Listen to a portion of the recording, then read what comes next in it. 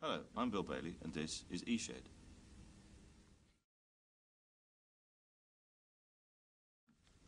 Probably, the first thing I got involved was just when I was doing stand-up, and there was a stand-up show, and so I got asked to do like a 10-minute turn on it. It was the BBC One, I think, the stand-up show, and that was just through playing live. You know, somebody came along, saw me do a gig live, and then asked me to do a sort of turn on this show, and so that was the start of a series of very similar kinds of shows, variety cabaret shows.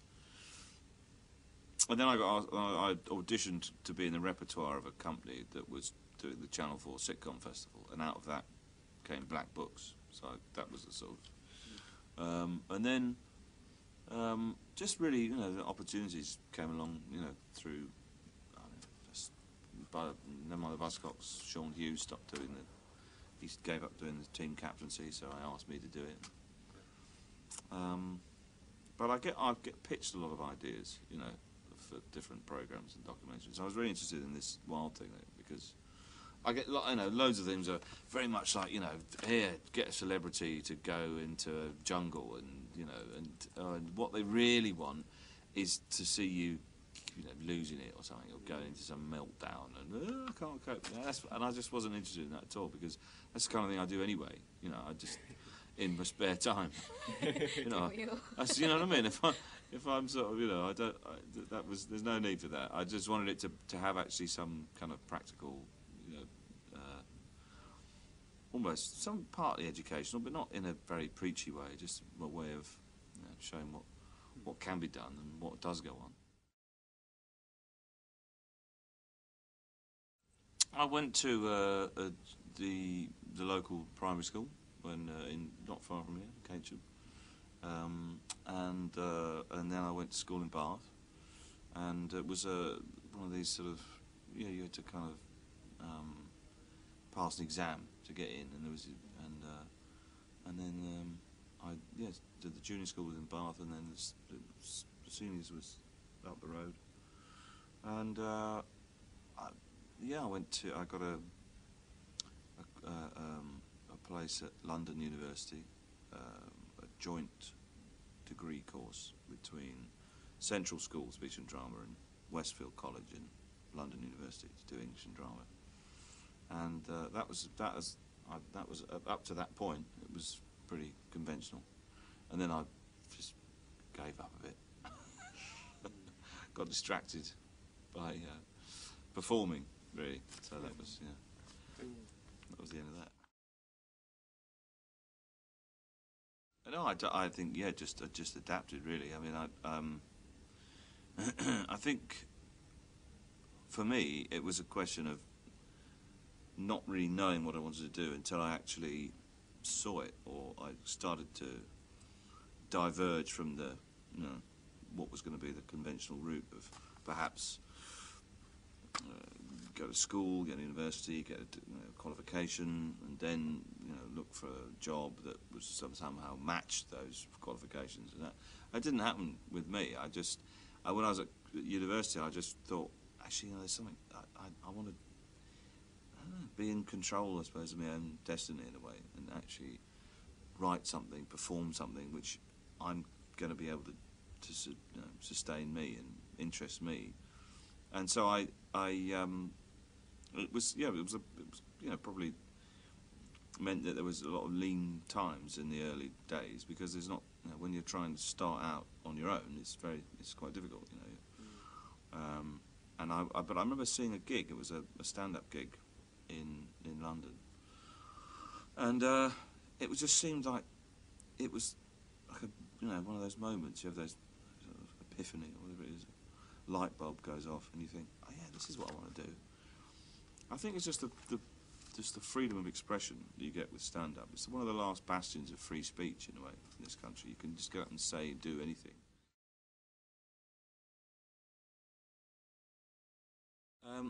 Well, the music sections I have to rehearse just practically because,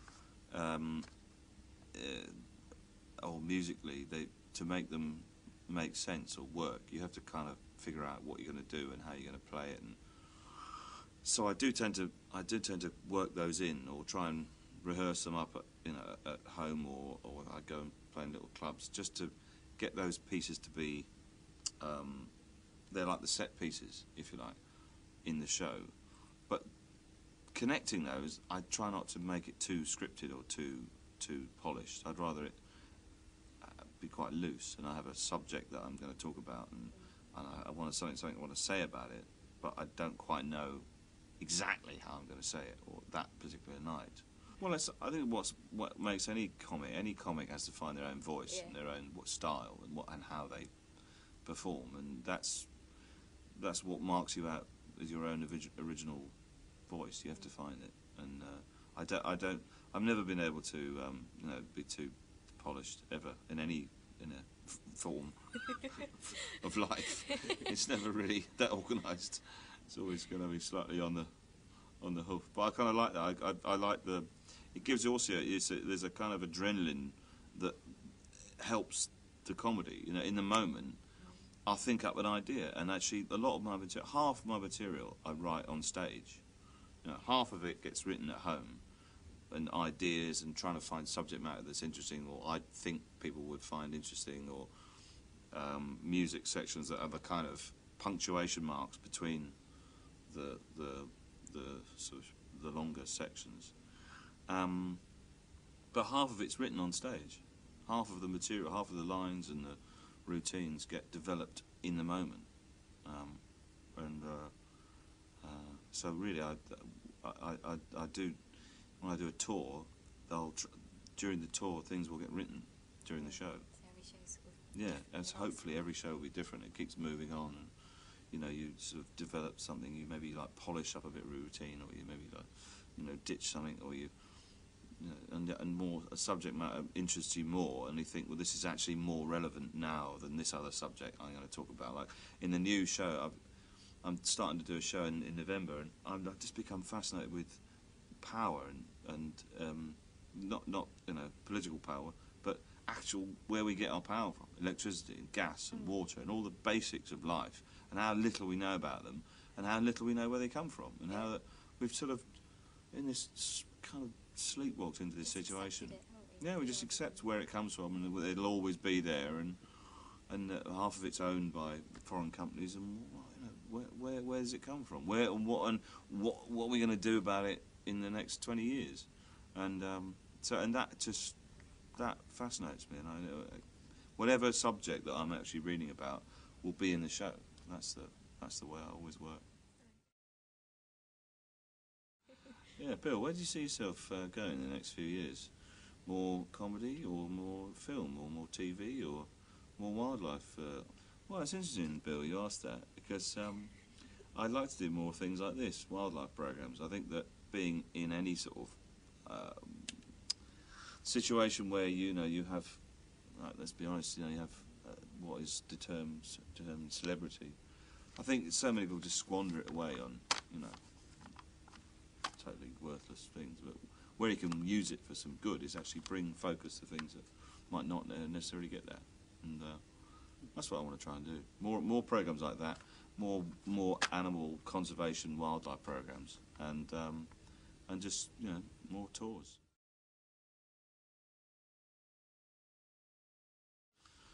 It depends what you want to do, really. I mean, if you want to, it depends what side of the camera you want to do. Where you want to be, that's it. I think you have to decide that. Because it just make more use of your time. It's quite a tough one to decide, though. Whether you want to make films or be in them. Some people know that really early on. Some people have always wanted to make films. That's all they wanted to do, or they want to direct plays, or they wanted to, create things and do things, and then you can trace a route back to their childhood. And other people just want to perform. They want to just show off, like me.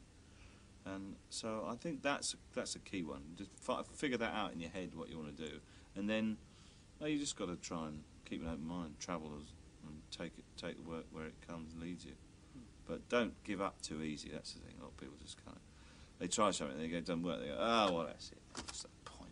And I think there's so much more media now. There's so many more TV stations, so many more channels.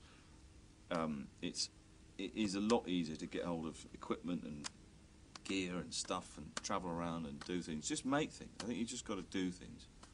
You know, don't expect it to come along. Just do it. And, you know.